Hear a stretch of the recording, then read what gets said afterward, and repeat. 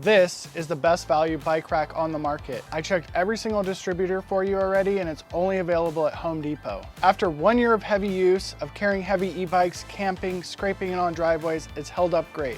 My worst fear on this bike rack was spare parts, but when I checked their website, all the parts were available.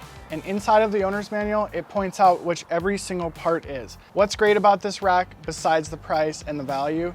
Well, each tray can carry 72 pounds. It's super important to know your tray capacity because a lot of manufacturers will leave it out or hide it, and it's a really dangerous thing to be on the highway with an unrated rack. You don't want your bike falling off, hurting you or someone else. This rack is outstanding because it can carry 1300 millimeter wheelbase downhill electric bikes, and it can also carry kids bikes with the adjustability. There's no extra add-ons to buy. You have a fat tire strap here. Like Thule charges you like $80 for that. This is how this bike rack performs on the road, fully loaded with two 60-pound e-bikes.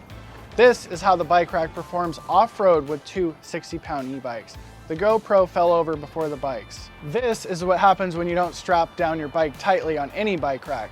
Thankfully, these arms are so burly that the bike did not hit the pavement and nothing broke and the bike was totally safe. On the advertisements for the rack, they show this as a frame holding bike rack on the frame. I'm not a fan of those.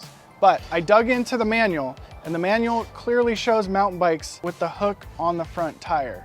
So you're totally safe to put it on the front tire per the manual. Also, I've had no problems mounting it on the front. If you have a RockShox Zeb or Fox 38, there is some contact with the arm. This is gonna happen with any bike rack with this design. I put a little duct tape on mine and it seems to be fine. The bad stuff about this rack, it's a tank, it's huge, it's wide, it's heavy. It's an unwieldy 44 pounds when putting it on the car.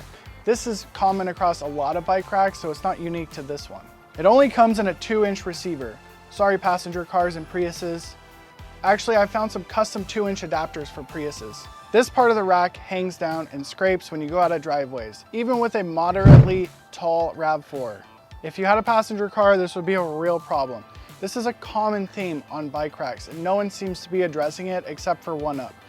And 1UP costs over $700 for their rack. I'd personally buy this and then waste my money on bike parts. At this price point, the DK2 is a phenomenal value and I totally recommend it.